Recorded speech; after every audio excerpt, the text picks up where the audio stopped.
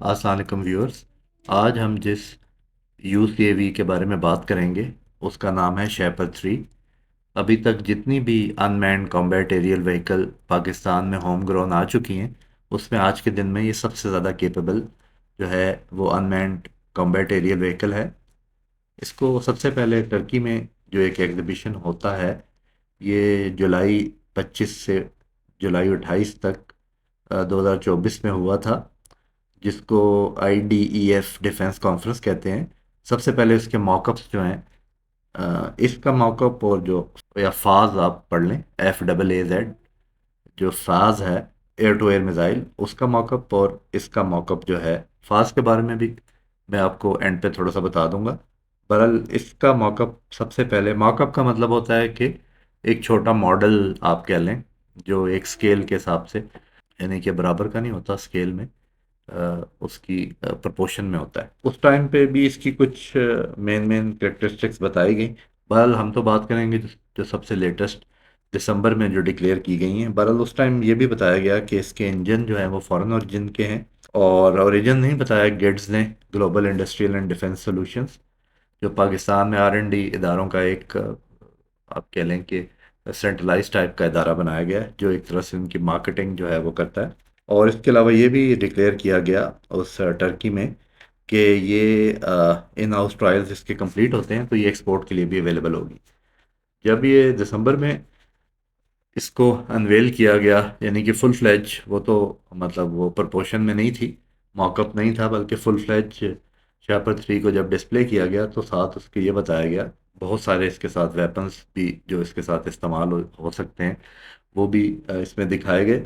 खासतौर पे stand of weapons के बारे में, रसूब 250 एयर लॉन्च क्रूज मिसाइल, जिससे पता लगता है 250 से ये भी हो सकता है कि इसकी रेंज हो 250 मैक्सिमम इस एयर लॉन्च क्रूज मिसाइल की। फिर कस्बा इंडस्ट्रीज का AZ-B 81LR स्मार्ट डायमीटर बम। स्मार्ट डायमीटर बम जिस तरह अमेरिकन कॉन्सेप्ट है कि जो बड़े आपके MK 81, 82, 83 जो बम्स हैं अमेरिकन के, उनको स्मॉलर कर दिया गया है ताकि स्ट्राइक्स में, ख़ास तौर पे जब किसी टेररिस्ट कंपाउंड पे आप स्ट्राइक करें तो आसपास जो है वो जो नुकसान है वो कम हो। उसके लिए जो ट्रेडिशनल बड़े बम्स हैं उनके मिनिचराइज किस्म के वर्जन जो है वो बना लिए गए हैं। इसके अलावा ये स्लो मूविंग होने की वजह से भी ज़ाहिर है आप टारगेटिंग बेहतर कर सकते हैं। जबकि रसूख 250 का, मैं तो 250 किलोमीटर कह रहा था, लेकिन ये बताया गया है कि 350 किलोमीटर तक जो है वो आप मे बी, फिर हो तो ओरिजिनली 250 रेंज, और आप उसको जब बहुत हाइट से जब लॉन्च करते हैं तो रेंज उसकी बढ़ जाती हो। एक ये भी है, इन्होंने इसको इंडिकेट तो नहीं किया, लेकिन नॉर्मली भी ये होता है कि इस तरह के किसी मनुष्यन को आप हाइट से लॉन्च करें तो रेंज उसकी बढ़ जाती है, और इसी तरह हाइट इंक्रीज डिक्रीज करने से उसके रेंजेस में फ़र्क पड़ता है। बहरहाल ये भी कहा गया कि बैरक्टर एकिंसी जो पाकिस्तान के पास है, जिस पे मैं वीडियो भी बना चुका हूँ, ये उसके बाद पाकिस्तान की सबसे जो है आप कह लें हैवी ड्रोन जो है वो बनती है, अपने इंडोरेंस की वजह से भी अ, और अपने पेलोड की वजह से भी। इसके अलावा जब पेलोड इतना बढ़ता है तो उसकी वजह से आप बहुत से और भी मकासद के लिए मल्टी रोल इसको इस्तेमाल कर सकते हैं, जिसमें आई स्टार और इलेंट, यानी कि इलेक्ट्रॉनिक इंटेलिजेंस के लिए भी यूज़ कर सकते हैं, और intelligence surveillance reconnaissance and target acquisition के लिए भी यूज़ कर सकते हैं। इस पे पॉड का ऑप्शन तो खैर शापर 2 में भी दिया गया था, जिसे जुमर, इसमें जुमर 2 EO टर्रेट कहते हैं। इसके बारे में भी कहा गया है कि इसमें RIBAT रिबात ESM सूट भी लगाया जा सकता है। वो टर्रेट तो EO जो है वो ऑलरेडी उसको इम्प्रूव किया गया है, अब इसको जमर 2 कहते हैं। इनको इस्तेमाल करते हुए, और क्योंकि इसकी इंडोरेंस भी ज़्यादा है शेपर्ड 3 की उसके पुराने मॉडल्स की निस्बत, तो ये इलेक्ट्रॉनिक इंटेलिजेंस का काम बेहतर तरीके से आप एक एरिया के ऊपर, इसको फ्लाइंग के टर्म में कहते हैं कि एक एंकर के साथ एक मिडल पॉइंट डिफाइन करके उसके इर्द गिर्द जो है वो चक्कर लगा के जो है वो काम किया जा सकता है, लेंट वाला काम भी और आई स्टार वाला काम भी। इसके अलावा मैरीटाइम रोल में भी इसको इस्तेमाल किया जा सकता है। इस पे ultra light anti submarine warfare के टारपीडो, जिसको एक एक रॉक कहा गया है, EGH RAAQ, ये भी आइडियाज 2024 में जो है वो दिखाए गए हैं कि इनको एंटी सबमरीन वारफेयर कैपेबिलिटी भी मिल सकती है अगर ये लाइट टारपीडोज पे लगा दिया जाए। इसके अलावा एक dual active and passive sonobuoy भी डेवलप किया जा रहा है। जो रसूख 250 एयर लॉन्च क्रूज मिसाइल है वो भी एंटी शिपिंग रोल में इस्तेमाल किया जा सकता है। तो इस तरह से ये एक सर्च एंड रेस्क्यू का काम भी कर सकता है, और ये जो ड्रोन है तो और इसी तरह नेवी में भी सक्सेसफुली इस्तेमाल हो सकता है। इसके अलावा पैकेज जो है इसका भी कॉम्प्रिहेंसिव है शेपर 2 की तरह, कि इसमें डाटा लिंक, मिशन प्लानिंग सब कुछ वो साथ देते हैं इसके, और सिंगल सोर्स यानी कि आप टर्न की सोल्यूशन ले सकते हैं गेट्स को एज अ कॉन्ट्रैक्टर बना के। अगर आप इसकी मेन करेक्टरिस्टिक्स पे आ जाएं तो 30 आवर्स की एंडोरेंस इसकी बताई गई है मैक्सिमम, और ये 35,000 फीट तक की सीलिंग अचीव कर सकती है। इसको हाई एल्टीट्यूड लॉन्ग एंडोरेंस भी कहा गया है, लेकिन इनिशियली जब इंट्रोड्यूस किया गया था तो इसको मेले कहा गया था, मीडियम एल्टीट्यूड लॉन्ग एंडोरेंस।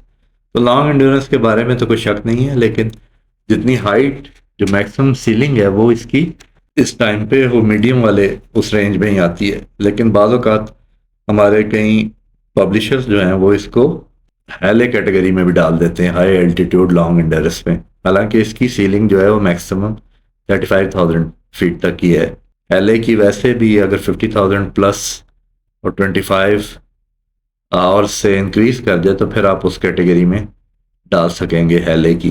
इसके अलावा मैक्सिमम टेक ऑफ वेट जो है इसका 1650 kg है, जिसकी वजह से आप मुख्तलिफ इस पे जो हैं वो पेलोड्स कैरी कर सकते हैं। 6 इसके हार्ड पॉइंट्स हैं, और ये 8 भी हो सकते हैं अगर इसमें इजेक्टर रैक्स आप लगा दें, यानी कि एक रैक पे मल्टीपल अगर वेपन्स कैरी किए जाएं। बाकी आइसिंग डी आइसिंग सिस्टम है, जब भी ऐसा कोई वेपन इतनी हाइट पे उड़ता हो, जैसे किन्जी भी है टर्किश, तो उसमें भी आइसिंग डी आइसिंग का सिस्टम होता है, क्योंकि इतनी हाइट पे जो आपके विंग्स होते हैं उन पे आइसिंग का प्रॉब्लम आ जाता है।